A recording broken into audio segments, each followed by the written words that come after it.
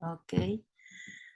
Buenas tardes. Hoy estamos a 27 de agosto del 2022 y estamos a Shabbat Shalom con todo nuestro gusto y anhelo de aprender acerca de Esdras, los capítulos 2 y 3. Bienvenidos y sean bendecidos. Por favor, vamos a inclinarnos para orar y pedirle al Padre Todopoderoso que Él se haga cargo de esta lección y que Él reciba toda la gloria. Gracias te damos, Señor Padre, porque nos has permitido otra semana más, otro año más a Joaquincito, una mejoría para Martita en su mano. Gracias, Padre, porque tú has sido bueno con nosotros y grande es tu misericordia. Te pedimos que nos ayudes con esta lección.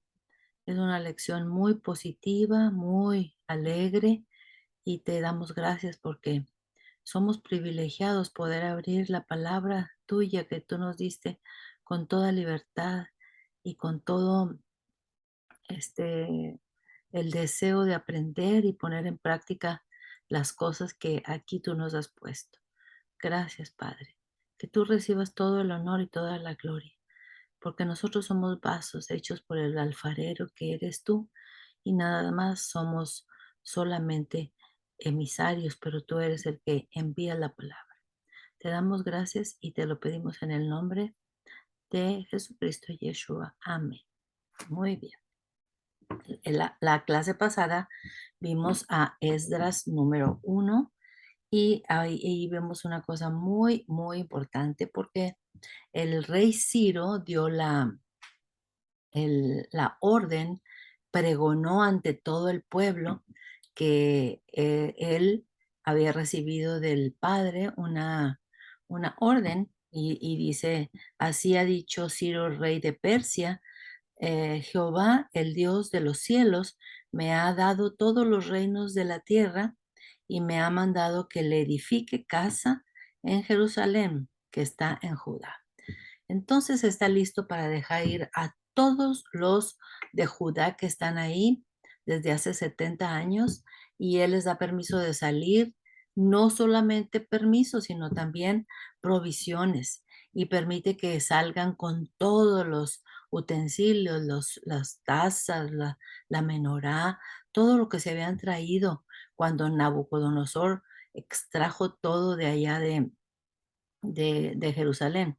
Bueno, pues ahora van de regreso muy contentos. No todos.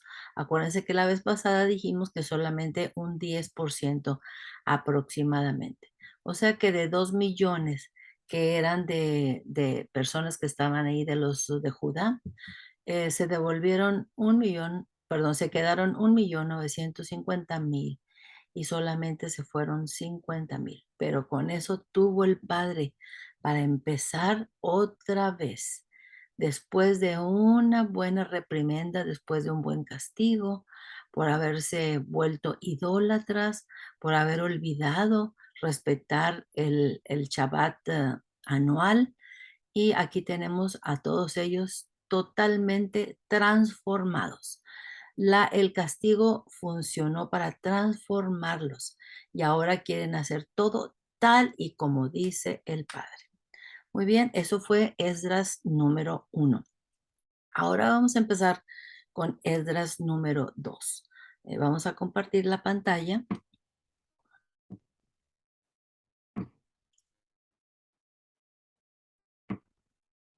Aquí tenemos, vamos a ver Esdras 2 y 3. Para recordar, vamos a ver el mapa porque a mí me parece interesantísimo cómo el Padre utiliza la historia y él todo lo sabe, cómo desde este reinado de Israel que está aquí con naranja y les hicieron tanto daño los asirios que están aquí con verde, ¿se acuerdan? Cuánto estuvieron persiguiendo y cuánto daño les hicieron. Y después fueron golpeados por el gobierno de Nabucodonosor con Babilonia, que es todo esto, este naranja. Pero Nabucodonosor, perdón, Belsasar, que estaba en ese entonces, no supo que venía un grandísimo imperio, el imperio persa, el cual utilizó el Padre Todopoderoso para poner como rey a Ciro y permitir que ellos salieran a edificar su templo, a reedificar el templo. Eso es como fue expandiéndose el imperio. Ujú. Aquí también lo tenemos en otro mapa para que vean qué enorme imperio, el de Persia, enorme. Está incluido aquí Babilonia, están incluidos los asirios que tanto le molestaron a Israel, está incluido Israel, están los medos, está parte de Egipto. Este es el imperio, el gran imperio persa. Muy bien, y esta lámina la vimos la vez pasada porque aquí tenemos al rey Ciro dando el edicto a todo el pueblo en Babilonia. Y aquí tenemos a Daniel, acuérdense que Daniel ya está viejito, aquí está calvito, y está diciendo el rey Ciro que el Padre Todopoderoso le mandó construir casa en Jerusalén, que está en Judá, y que todos los que quieran regresarse son libres de hacer. Aquí tenemos atrás los jardines colgantes de Babilonia, tan famosos que son.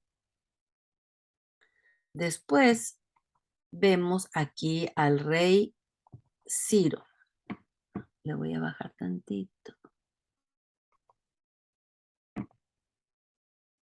Creo que es lo que me subí.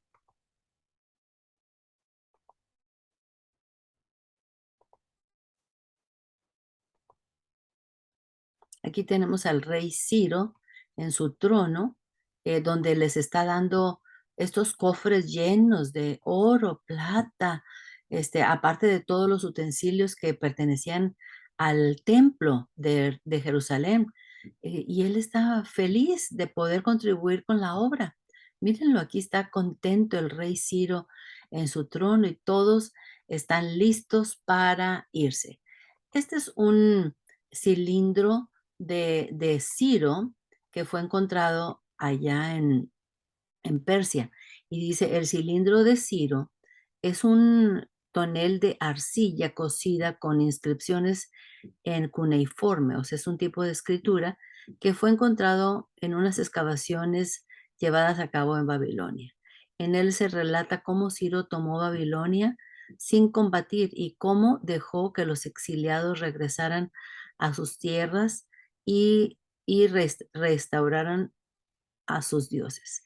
Esta acción le valió la lealtad de la gente y ayudó a mantener la paz. Fue un buen rey, el rey Ciro. Y esto es lo que usaban ellos, los persas, para ahí escribir en su alfabeto todo lo que iba sucediendo. Nomás le daban vuelta al cilindro y ahí tenían toda la historia.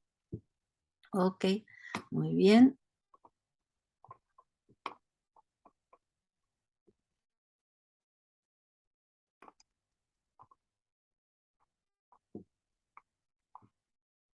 Ay, no se quiere mover. Bueno, Almita, una pregunta. ande. Porque después se me olvida. Pensando que esa escritura cuneiforme fue en el tiempo de Ciro y ya existía una colonia tan poderosa como eran ellos y con todo lo que sabían y se suponía que, como dicen algunas cosas por ahí, que a Daniel le querían enseñar 70 lenguas, cosa que pues no aparece en la Biblia como tal, pero se suponía que tenían muchas lenguas, ¿cómo podían haber escrito en cuneiforme? No conocían la escritura como tal, como ya los hebreos la conocían. No, Pero, es una escritura especial de ellos. bueno, pero es que tengo entendido que la cuneiforme es la que se hacía con piedra y martillito, pues. Ujú. Sí, Así porque como ante el hebreo que entonces ponían un pescadito, o ponían un ojo o cosas así, pues. Esa es la que yo creo que era cuneiforme, pero no estoy segura. no estoy muy segura, Daisy, Ok. pero Bueno, bueno, está muy bueno. Está vamos bueno a para continuar. investigarlo. Ok, Gracias. vamos a continuar. Dice, ¿por qué esta es una pregunta muy importante, muy importante. ¿Por qué en el capítulo 2 de Esdras Dios inspiró a Esdras a escribir tan larga lista de personas? Si la palabra dice que todo fue escrito para edificación, nosotros no la vamos a leer toda porque está larguísima y algunos van a opinar que está muy aburrida. Solamente vamos a enfatizar algunos em, versículos, pero yo sí quiero que me contesten.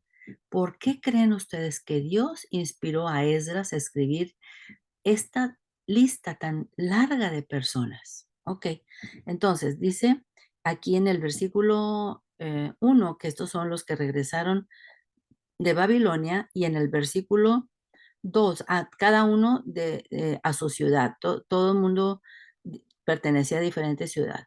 Versículo 2, los cuales vinieron con Zorobabel. Zorobabel era el líder ahí. Zorobabel es un nombre babilónico y significa nacido o venido de Babilonia, Babel. Pero viene de la dinastía de David. El otro es Jesúa, que es va a ser el sumo sacerdote, Nehemías, Serarías, Reelías, Mardoqueo, Bilsán, Mispar, Bigvad, Reum y Baná. Este Mardoqueo que está aquí, no hay seguridad que sea el mismo Mardoqueo de Esther, porque pues era grandísima la distancia, a menos que Mardoqueo haya decidido ir a reconstruir el templo y después se haya regresado, porque nosotros luego lo vamos a encontrar allá en Persia. Va a ser muy buen papel este tío de Esther. Muy bien, el versículo, ya enfatizamos ahí los principales que vinieron y si ustedes leen la lista, son un montonal de personas, todos con sus familias, y la mayor parte de ellos son sacerdotes, son levitas, son personas que iban a tener una asignación en el templo. Ujú. Lo que quiero que hagamos hincapié es en el versículo 43, dice, los sirvientes del templo, los hijos de Sia, los hijos de Azufá, los hijos de Tabot. Estos sirvientes del templo, no sé si ustedes se acuerdan, hace mucho que lo leímos, allá cuando Josué, que fue timado, lo, lo engañaron.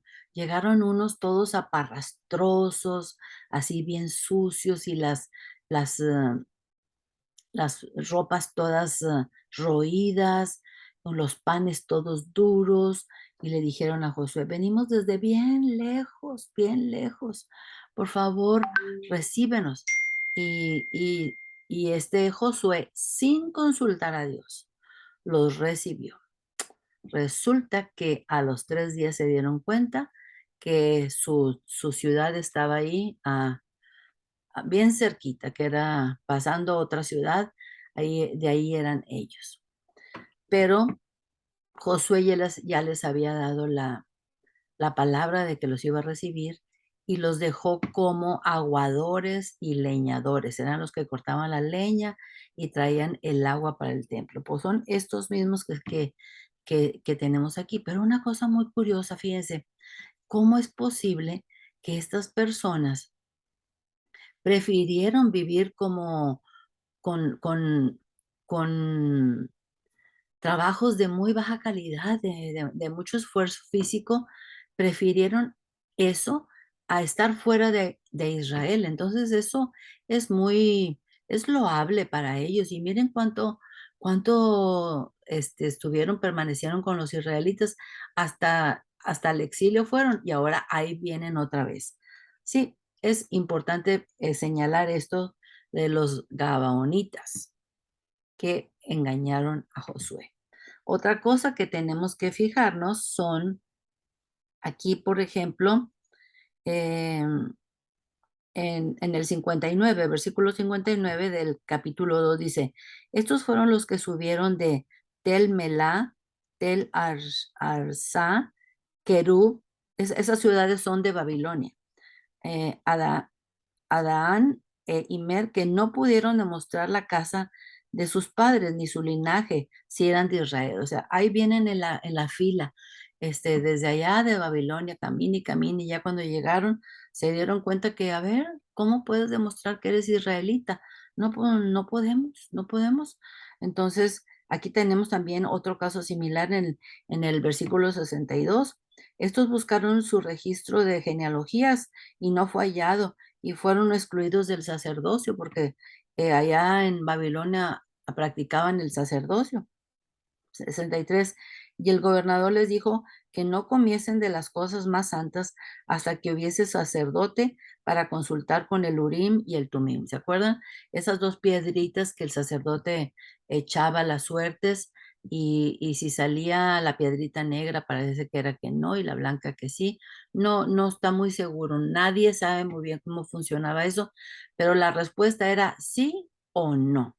Entonces, ese sacerdote iba a echar las piedritas para ver si ellos eran verdaderamente de la genealogía de los de Jerusalén. 64. Y toda la congregación unida como un solo hombre eran de 42,360. Fíjense, hay que tomar muy en cuenta que la congregación eran como un solo hombre.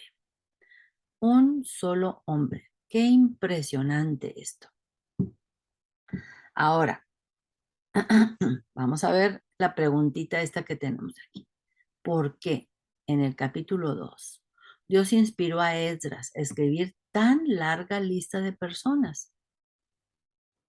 ¿Por qué? Ya sabemos que la palabra dice que todo lo que el Padre permitió que esté escrito es para edificación de los lectores. ¿Ustedes qué opinan? ¿Por qué esta lista? ¿Con qué fin?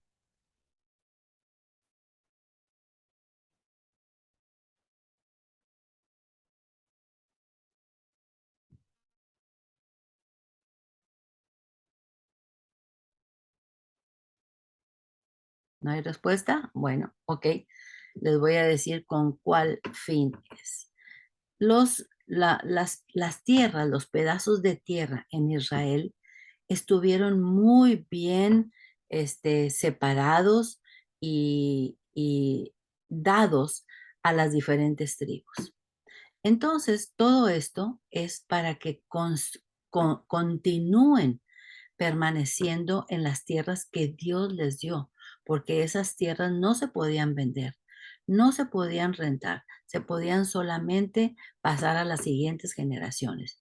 Entonces, estas personas que vienen de esas tribus tenían que llegar exactamente a esos lugares que Dios les había asignado. Por eso era muy importante saber de qué linaje eran. Y si no se sabía, entonces tenían que hacer el Urim y el Tumim. ¿Preguntas hasta ahorita? No. Ok, muy bien.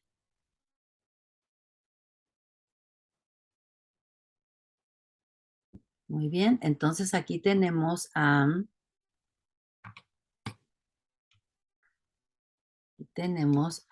una foto de de Jerusalén saliendo, miren nomás, qué sonrisa en cada uno de los que están aquí. Fíjense bien, todos. Y van saliendo de Babilonia, que ahora es Persia, pero son las típicas decoraciones de Babilonia, esas. Todos felices porque van de regreso a casa. Aquí tenemos otro cuadro donde nos enseña cómo van todos cargados con cosas. Y en esta carreta, miren, ahí va la menorá y va una copa, van otros utensilios que utilizaban en el templo. El rey Ciro se encargó de que se fueran bien cargados, bien llenos de víveres para poder sobrevivir, porque pues no había nada de ganadería ni tampoco de agricultura ahí. Ok, muy bien, vamos a continuar.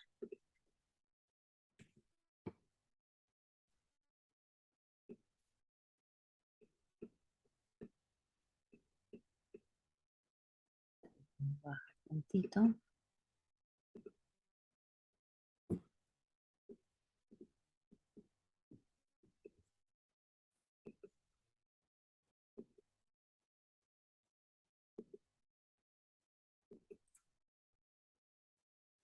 Dice, pongan mucha atención. Esta es una historia donde se enfatiza la comunidad. Fíjense bien, comunidad viene la palabra unidad aquí incluida. Estaban totalmente unidos y dice la palabra de Dios como si fueran un solo hombre. ¿Por qué? Porque todos tenían el mismo objetivo.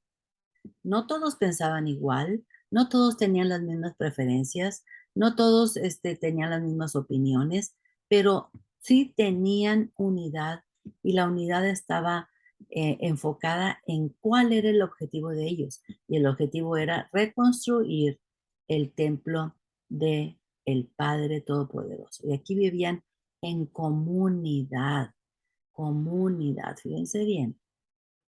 Una historia donde se enfatiza la comunidad y el buen ánimo de los que están regresando a Jerusalén, con muy buen ánimo. Nunca se escucharon quejas, ni berrinches, ni amargura en contra de los que les oprimieron por 70 años, ni del camino tan largo y árido que fueron 4 meses caminando que tenían que recorrer. Sin embargo, viajaron con una actitud de agradecimiento y gozo por la liberación. Vamos a ver qué dice Esdras 1. Dice, cuando llegó el mes séptimo y estando los hijos de Israel ya establecidos en las ciudades, o sea, cuando llegaron primero se tuvieron que establecer antes de empezar a reconstruir el templo. Pues restablecerse, pues tenían que sembrar y tenían que hilar y tenían que tener animales y tenían que levantar sus casitas porque tenían que vivir. Cuando llegó el mes séptimo y estando los hijos de Israel ya establecidos en las ciudades, se juntó el pueblo como un solo hombre en Jerusalén, como un solo hombre. Esa palabra me fascina, tanto como la de Esdras 1 que estuvimos viendo, que fue Dios el que su espíritu. ¿Dónde está? Aquí, en el versículo 5, en la parte B, dice, todos aquellos cuyo espíritu despertó Dios. O sea, todos esos que van en la caravana de regreso a Jerusalén, de Babilonia a Jerusalén, todos están inyectados, inyectados por el espíritu que les despertó Dios para regresar. Nada sucede porque uno así lo quiere. Dios tiene que despertar el anhelo, el, el, el, el querer buscarlo a Él con todo nuestro corazón. Muy bien. Entonces, aquí dice que ellos eran como un solo hombre. Y vamos a buscar entonces en Esdras 1, vamos a repetir, cuando llegó el mes séptimo y estando los hijos de Israel ya establecidos en las ciudades, se juntó el pueblo como un solo hombre en Jerusalén. ¿Por qué se relaciona íntimamente Esdras 3:1 con Hechos 4:32? Vamos a buscar Hechos 4:32. Acuérdense que Hechos está en el Nuevo Testamento y está despuesito de que se acaban los 4 evangelistas, despuesito de que se acaba eh, Juan. Ahí tenemos Hechos.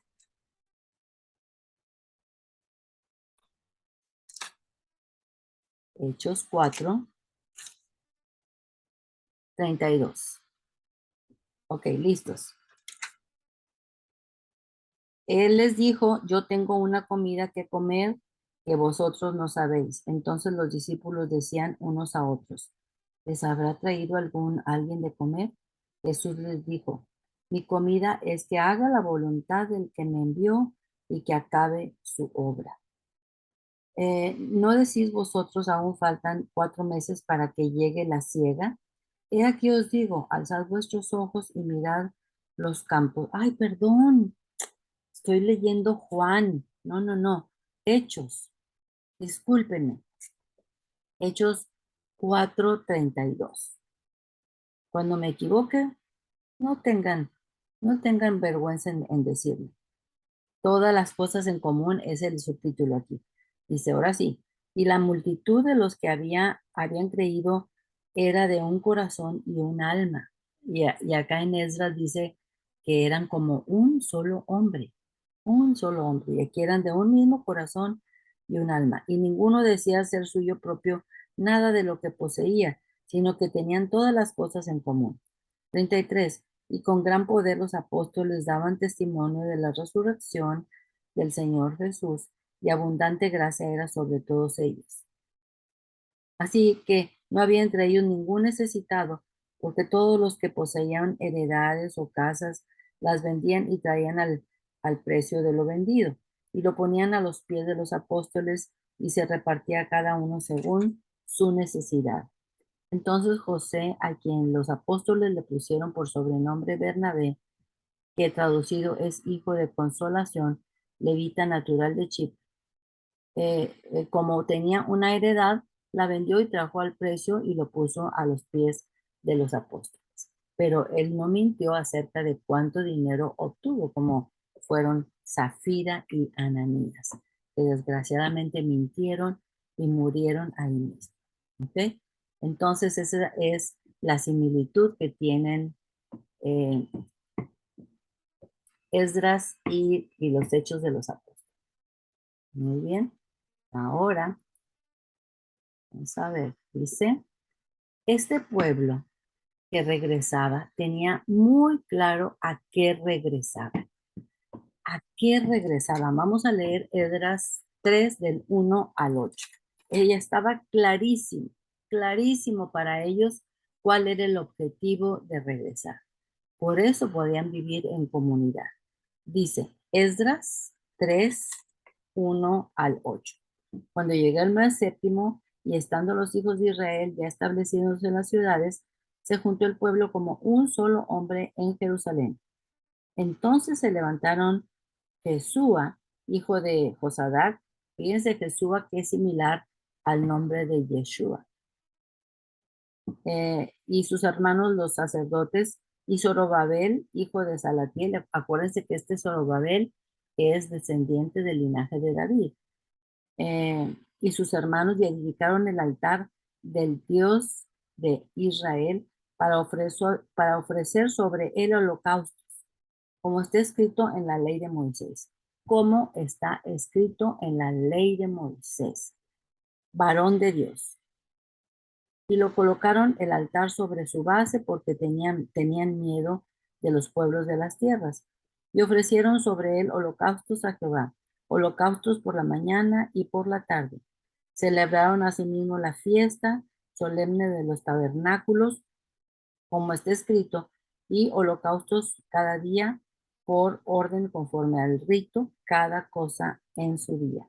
Además de esto, del holocausto continuo, las 9 lunas y todas las fiestas solemnes de Jehová, y todo sacrificio espontáneo, toda ofrenda voluntaria a Jehová. Después del primer día del mes séptimo comenzaron a ofrecer holocaustos a Jehová, pero los cimientos del templo de Jehová no se habían echado todavía. Y dieron dinero a los albañiles y carpinteros, asimismo comida, bebida y aceite a los sidonios y tiros, para que trajesen madera de cedro desde el Líbano por mar a Job, conforme a la voluntad del rey Ciro de Persia acerca de esto.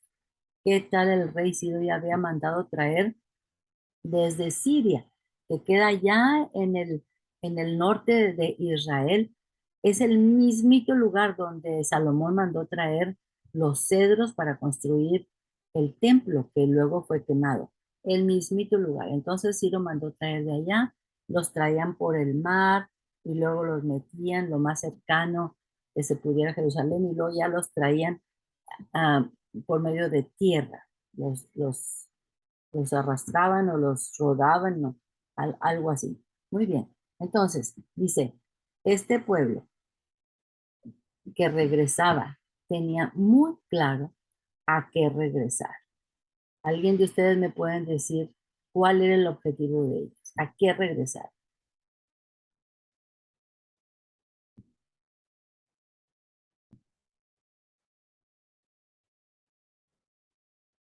Ok, yo les voy a dar una ayudadita. Regresaron exclusivamente a, a, A regresar a sus tierras sí, originales. sí, a regresar a sus tierras y a reconstruir el templo que estaba todo dañado.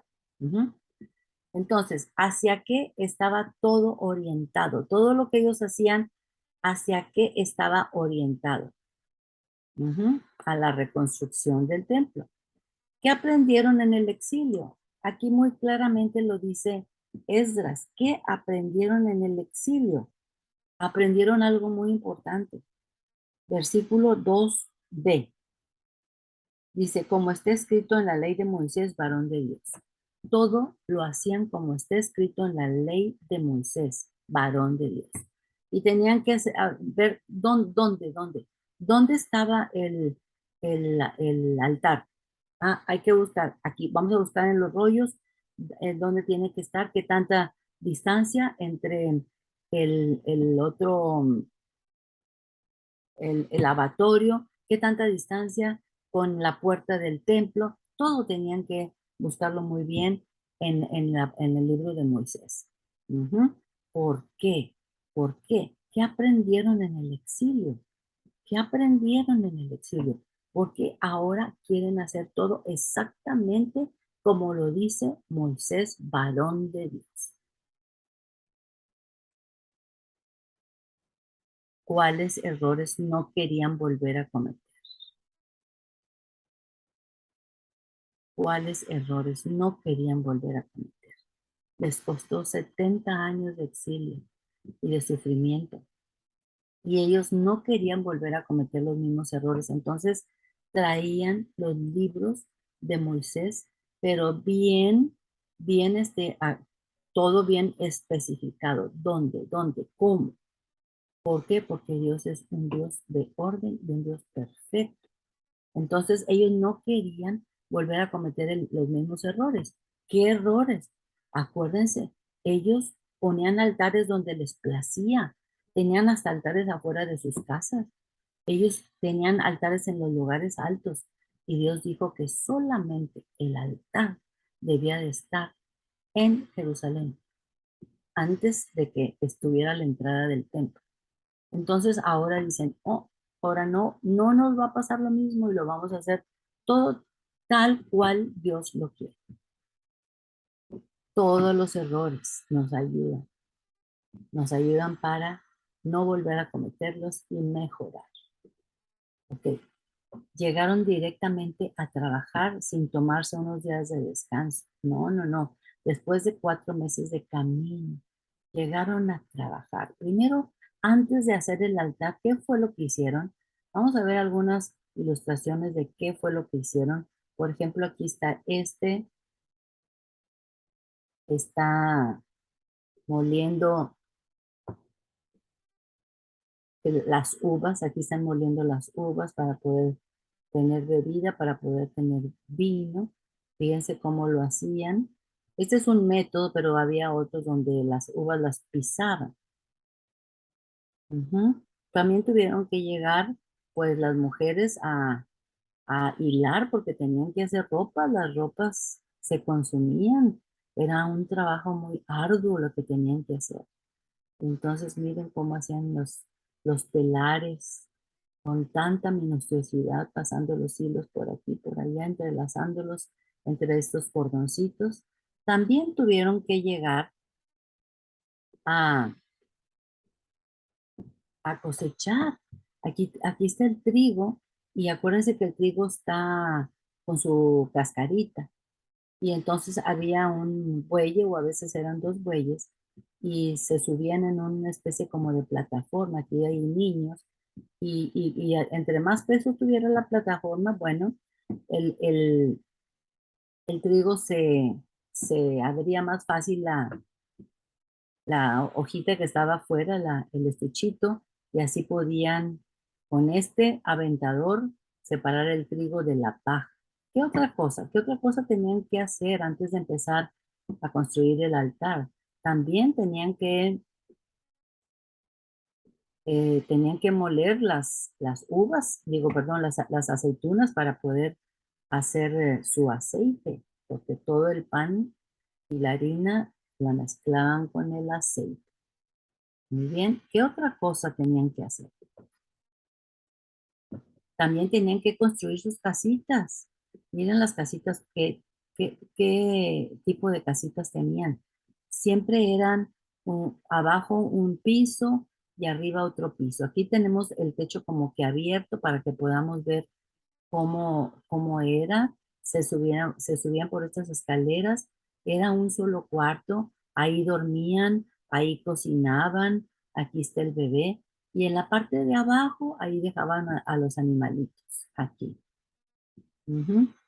Ahí dejaban los animalitos porque acuérdense que en invierno hace mucho frío. Ok, vamos a ver. Dice, ¿no hay dudas hasta ahorita? Ok, en el versículo 2b de Esdras 3 dice que edificaron el altar del Dios de Israel para ofrecer sobre él holocaustos, como está escrito en la ley de Moisés, varón de Dios. Y yo les pregunto, ¿aprendieron o no aprendieron la lección en este exilio? Claro que aprendieron. Claro que aprendieron. Ujú. Aprendimos, claro que sí. Aprendimos. Sí, todos aprendemos con los errores. Y entonces,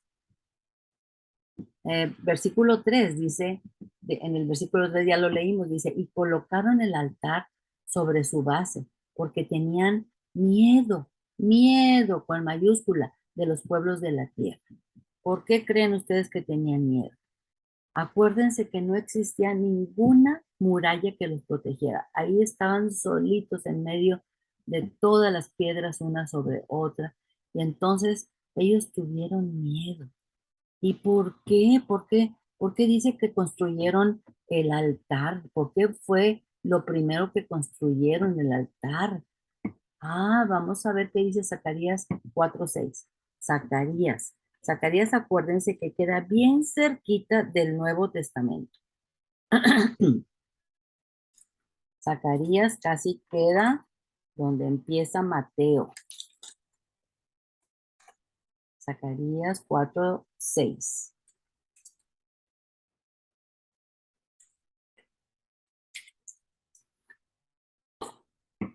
Listo, dice. Entonces respondió y me habló diciendo, esta es la palabra de Jehová. ¿A quién? A Zorobabel. Acuérdense, el que tiene la dinastía de David. El que dice, no con ejército ni con fuerza, sino con mi espíritu, ha dicho Jehová de los ejércitos. ¿Por qué? Yo me pregunto que por qué mejor en vez de haberse puesto a hacer un altar, ¿por qué no hicieron armas, arcos y flechas? ¿Por qué no hicieron prepararon a sus caballos? ¿Por qué no eh, ejercitaron a los soldados? No, primero hicieron un altar porque tenían miedo de los pueblos, de las tierras. ¿Y nosotros? ¿Qué hacemos cuando nosotros tenemos miedo? Nos refugiamos en Dios y ellos hicieron lo mismo, aprendieron que debían confiar en Dios, que no eran tanto las armas ni nada, sino era el Padre que peleaba sus batallas. Ujú. No es con ejército, es sino con tu espíritu. ¿No representaría la bendición de lo alto? ¿Perdón? ¿No representaría la bendición de lo alto? de lo alto, Sí, ¿sí? Ahorita les voy a enseñar cómo era el altar. No crean que era el altar original, era uno mucho más rudimentario, pero hicieron su altar, hicieron sacrificios. Ujú. ¿Quiénes más edificaron altar a Yud-Heh-Vav-Heh? ¿Quiénes más? Como agradecimiento, como agradecimiento. Ellos lo están haciendo como agradecimiento y porque tienen miedo. Vamos a buscar en Génesis 8:20. Génesis, primer libro de las Escrituras. Génesis 8:20. ¿Quién hizo un altar? Listos, dice. Y edificó Noé un altar a Yud-Heh-Vav-Heh y tomó de todo animal limpio y de toda ave limpia y ofreció holocausto en el altar. ¿Cuándo? Cuando salieron del arca, cuando pasaron todos los 40 días. Ujú. Entonces, ¿quién más? ¿Quién más? Vamos a buscar en Génesis 12:7. ¿Quién más hizo un altar como agradecimiento? Ajá. Dice Génesis 12:7. Pasando una hoja. Abraham dice.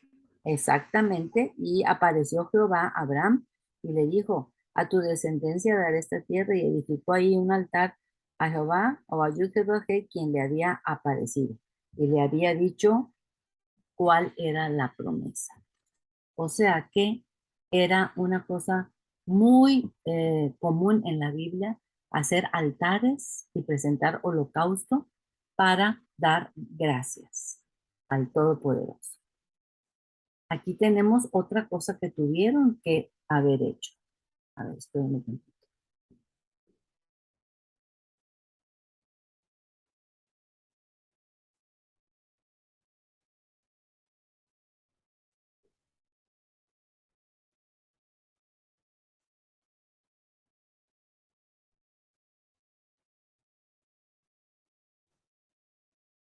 Sí, aquí está.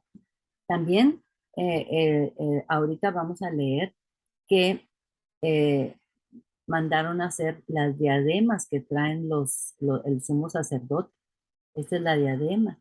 Ajá. Y aquí dice Kadosh. Kadosh, que significa santo. Santo. Y aquí dice Le para Yud Heh Vav Heh. Santo para Dios. Santo para el Todopoderoso. Imagínense, el sumo sacerdote la traía siempre puesta, porque él tenía que ser un gran ejemplo. Como lo tenemos que ser todas las personas que Dios nos ha permitido el privilegio de, de enseñar su palabra. Tenemos que ser un ejemplo de que Él mora en nosotros y que lo que más anhelamos nosotros es hacer su voluntad y ser un reflejo de quién es Él. Amén. Aquí tenemos al sumo sacerdote, ya trae su uniforme, y acuérdense que él le salpicaba a los picos del altar con la sangre del corderito muerto. Aquí tiene su recipiente de sangre y lo salpicaba. Los cuernos eran algo muy importante en el altar. No sé si ustedes se acuerdan de que vimos un personaje que había cometido mal y que había cometido pecado y lo andaban persiguiendo. Y él no hallaba dónde irse y se fue y se pescó de uno de los cuernos del altar y dijo, yo de aquí no me quito porque con tocando el cuerno estoy protegido. Y así fue verdaderamente que fue protegido.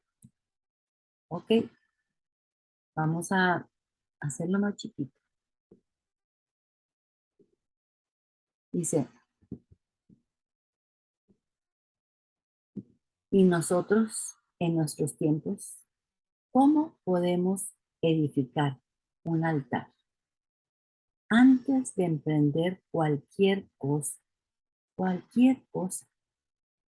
un nuevo empleo, una nueva relación, una nueva construcción, un nuevo estilo de vida, un nuevo cargo, una nueva forma de disciplinar a los hijos que han dejado de ser niños, una nueva posición social o una nueva decisión. ¿Cómo podemos edificar nosotros ese altar? Claro, nosotros ya no tenemos el templo y no tenemos los altares y no podemos andar matando los corderitos, pero sí podemos hacer altares. Cada vez que nosotros estemos a punto de edificar un altar, ¿cómo lo podemos hacer? Vámonos a Hebreos 9:22. Acuérdense que Hebreos queda casi al final del Nuevo Testamento, casi pegado con el Apocalipsis. Hebreos 9:22.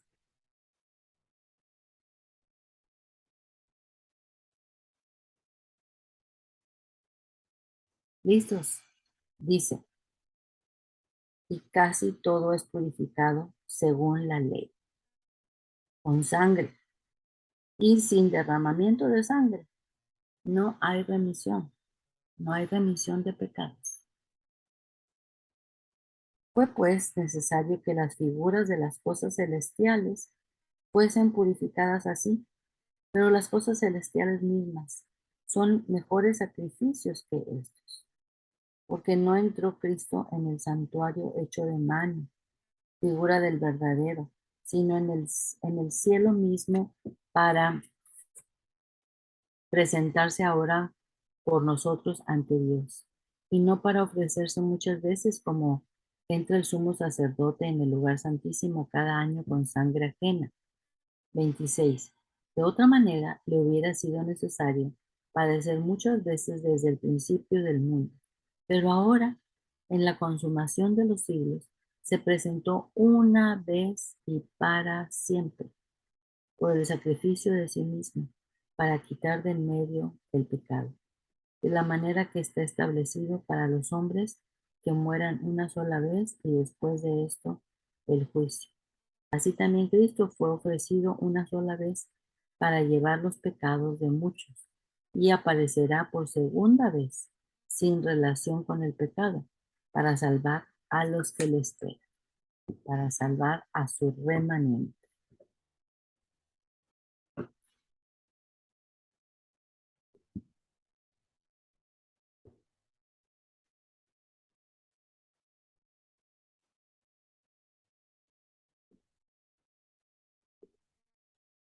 Ah, caray, se hizo muy chiquito.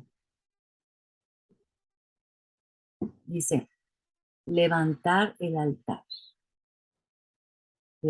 que nosotros tenemos que levantar. No es ir con nuestros méritos, nuestros rituales, nuestras bondades. Ay Dios, yo he sido muy buena haciendo esto y el otro. Nuestro servicio, mira a cuántas personas he ayudado. Nuestros valores, nuestras fuerzas, nuestras preferencias, nuestras capacidades, nuestra sinceridad. Sino es la única manera de que nosotros presentemos un sacrificio en el altar es a través del sacrificio de sangre de Jesucristo Yeshua, nuestro único mediador, buscando siempre su palabra y su favor, siendo fieles a su palabra, obedeciéndola. No es nomás cuestión de leerla y saberme las historias. Es necesario obedecerla en todo.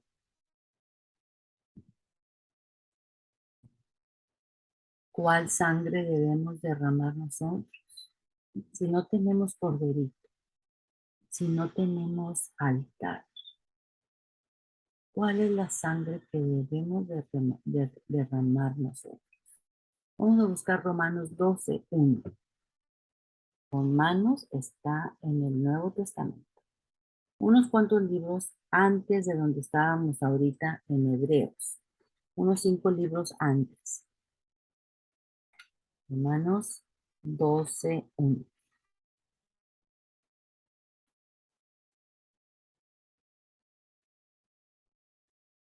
Listo, dice. Así que, hermanos, aquí está hablando Pablo. Así que, hermanos, os ruego por las misericordias de Dios, que presentéis vuestros cuerpos en sacrificio vivo. ¿Qué tipo de sacrificio tenemos que presentar nosotros en el altar? Aquí dice Pablo la receta. Presentéis vuestros cuerpos en sacrificio vivo, santo, agradable a Dios, que es vuestro culto racional. No os conforméis a este siglo. O sea, no hagas las cosas que hacen los de este mundo. No os conforméis, sino transformaos por medio de la renovación de vuestro entendimiento, para que comprobéis cuál sea la buena voluntad de Dios, agradable y perfecta. Como vimos en el texto anterior, que podemos nosotros ofrecer un sacrificio a Dios solamente conociendo su palabra y obedeciendo. No hay de otro. Y aquí Pablo lo está enfatizando. Presentad vuestros cuerpos como sacrificio vivo, agradable a Dios. Así como el Padre 2 veces se oyó la voz audible cuando estaba Yeshua bautizándose y dijo, este es mi Hijo amado, en quien tengo complacencia.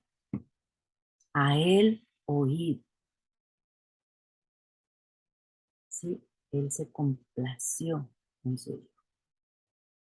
Y la segunda vez cuando estaba en la transfiguración, cuando estaban ahí solamente 2, 3 de los discípulos y vinieron 2 personas que se pusieron al lado de Yeshua, se transfiguraron, todo era como demasiado blanco y se oyó una voz que decía, este es mi Hijo amado, en quien tengo complacencia. Estoy muy complacido de él. A él oí. Bueno, así el Padre tiene que estar complacido con nosotros, con lo que hagamos. ¿Cómo? Tenemos que buscar cuál es su voluntad agradable y perfecta. De esa manera, nosotros estamos presentando nuestro cuerpo como sacrificio vivo, aunque no tengamos un altar, aunque no derramemos sangre, pero haciendo morir a nuestro ser, haciendo morir a nuestros deseos, haciendo morir a las cosas que nosotros preferiríamos hacer, haciendo morir a todas las palabras duras o maliciosas que podamos decir a algunas personas, haciendo morir toda el engaño y haciendo morir todas las quejas, haciendo morir toda la mentira. Bueno, ustedes ya saben la lista. Y vamos a buscar 1 Corintios 11:1. 1 Corintios está 2 libros adelante de donde estábamos ahorita. 1 Corintios 11:1.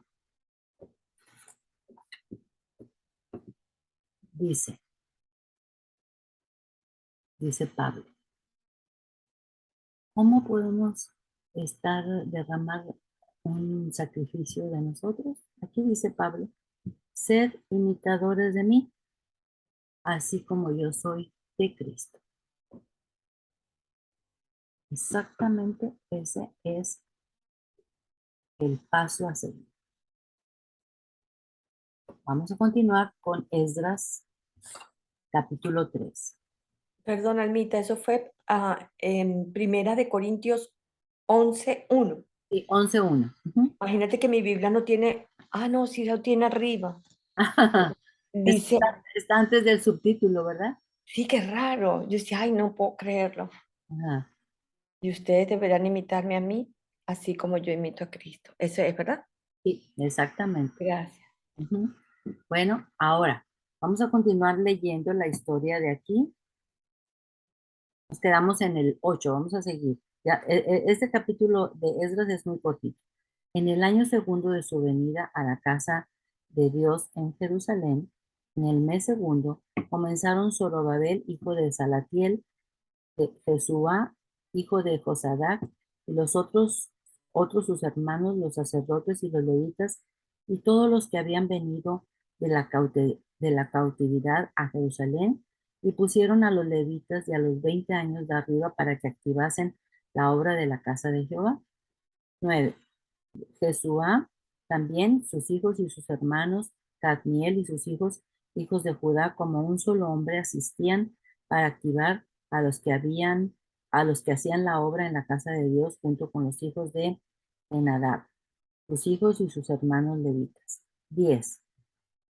Y cuando los albañiles del templo de Jehová echaban los cimientos, pusieron a los sacerdotes vestidos de sus ropas y con sus trompetas, y a los levitas hijos de Asaf con címbalos para que alabasen a Yud-Heh-Vah-Heh según la ordenanza de David, rey de Israel. Y cantaban alabando y dando gracias a Jehová, y diciendo, porque es bueno, porque para siempre es su misericordia sobre Israel. Porque es bueno, porque para siempre es su misericordia sobre Israel.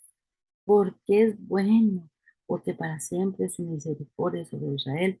Y cantaban y tocaban las trompetas y los címbalos, y era una laraca la que traían, porque habían puesto los cimientos, solamente la base del templo. Y todo el pueblo aclamaba con gran júbilo, alabando a Yud-Heh-Vah-Heh, porque se echaban los cimientos de la casa de Adonai. 12. Y muchos de los sacerdotes, de los levitas y de los jefes de las casas paternas, ancianos que habían visto la casa primera, viendo echar los cimientos de esta casa, lloraban en alta voz, mientras muchos otros daban grandes gritos de alegría. ¿Por qué creen ustedes que los viejitos lloraban cuando vieron que echaron los cimientos? ¿Por qué Por- lloraban? Yo Unos pienso que porque lloraban, no podían pensar que iban a poder volver a verlo. ajá, por la alegría. Es que a veces se llora de Sí, alegría, ¿sí? también, exacto. El gozo de poder volver a llevar a cabo las cosas como Dios quería, porque ahora sí están dispuestos a obedecerlo en todo. 13. Y no podía distinguir el pueblo el clamor de los gritos de alegría de la voz de lloro, porque clamaba el pueblo con gran júbilo y se oía el ruido hasta lejos. Imagínense qué algarabía tenían, qué festejo tan tremendo, porque estaban avanzando de poco a poquito. Y aquí tenemos a los trompetistas y toda la gente fascinados porque se echaron los cimientos.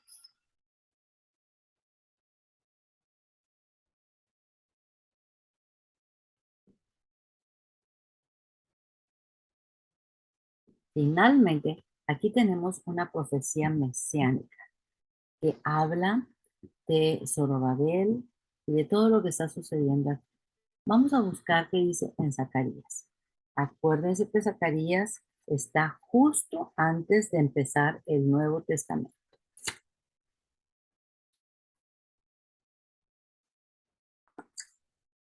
Zacarías 6, del 9 al 15.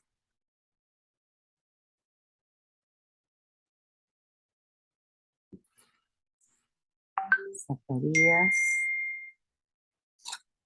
6, el 9 al 15. Listo, dice, vino a mi palabra de Adonai diciendo, toma de los del cautiverio a Heldai, a Tobías y a Gedalías, los cuales volvieron de Babilonia, e irás tú en aquel día y entrarás en la casa de Josías, hijo de Sofonías. Tomarás pues plata y oro y harás coronas y las pondrás en la cabeza del sumo sacerdote Josué, hijo de Josadac. Y le hablarás diciendo, así ha hablado Adonai de los ejércitos diciendo, he aquí el varón cuyo nombre es el renuevo. Acuérdense, esto es mesiánico porque todavía no sucede. Esto está hablando acerca de Yeshua, que es el renuevo, con mayúscula, el cual brotará de sus raíces y edificará el templo de Adonai. Él edificará el templo de Yud-Heh y él llevará gloria y se sentará y dominará en su trono y será sacerdote a su lado y consejo de paz habrá entre ambos. Imagínense cuando llegue ese día. Él va a ser el sacerdote, el renuevo. Versículo 14. Las coronas servirán a Elem, a Tobías y a Jedaías y a En, hijo de Sofonías, como memoria en el templo de Adonai. 15. Y los que están lejos vendrán y ayudarán a edificar el templo de Adonai, y conoceréis que el Padre de los ejércitos me ha enviado a vosotros. Y esto sucederá si oyeres obediente la voz del Padre vuestro Dios. Se fijan que aquí hay unas cosas que están así como intercaladas, unas cosas que están sucediendo y unas cosas que van a suceder en el futuro. Por eso se dice que es una profecía mesiánica. Y ahora vamos a buscar Ageo.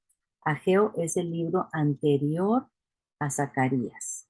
O sea, solamente tienen que dar 2 páginas para adelante. Y van a encontrar Ageo en el versículo 2,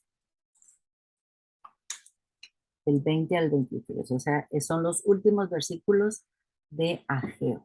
Acuérdense que Zacarías y Ageo fueron los 2 profetas que estuvieron ahí con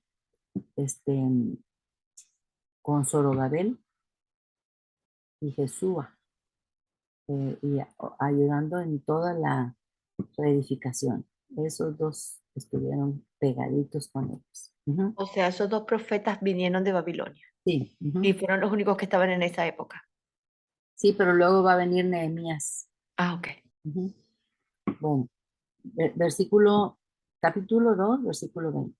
Vino por segunda vez palabra de Adonai a Ageo a los 24 días del mismo mes. O sea, aquí están hablando del 10º mes. Ujú. 21. Habla a Zorobabel, gobernador de Judá, diciendo, yo haré temblar los cielos y la tierra. Eso todavía no sucede. 22. Y trastornaré el trono de los reinos y destruiré la fuerza de los reinos de las naciones. Trastornaré los carros. Los carros son todos los vehículos que se utilizan para la guerra.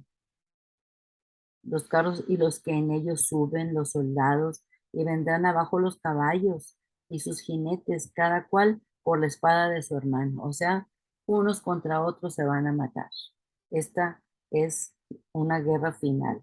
23. En aquel día dice Adonai de los ejércitos, te tomaré, oh Zorobabel, hijo de Salatiel, siervo mío, dice Jehová, y te pondré como anillo de sellar, porque yo te escogí, dice Adonai de los ejércitos. Ya cuando alguien tiene el anillo para sellar, es que tiene la potestad de ser rey.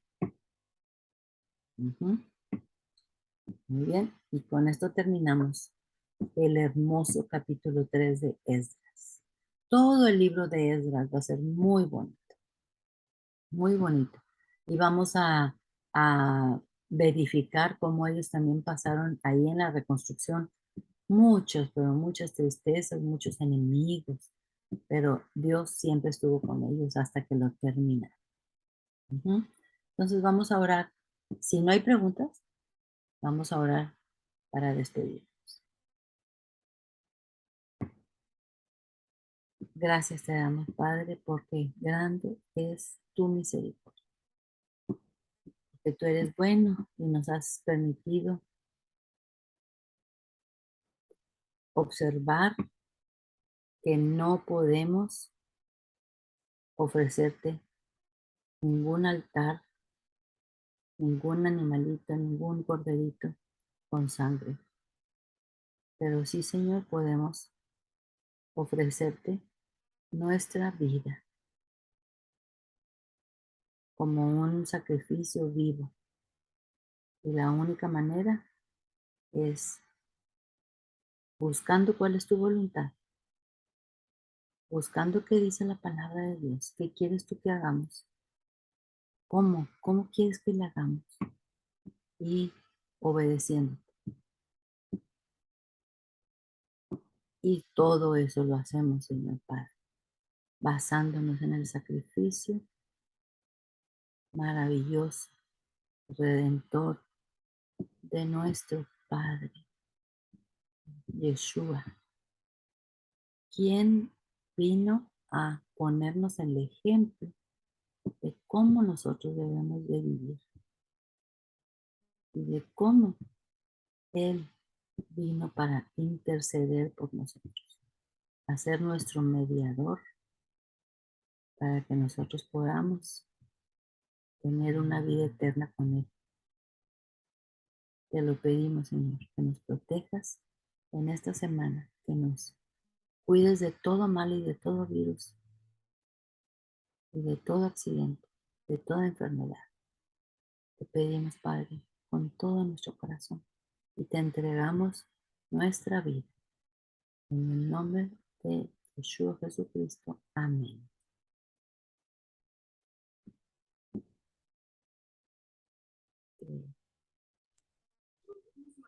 Amén, muchas gracias. ¿Quién contestó ahorita? ¿Quién habló? Yo, Sandra.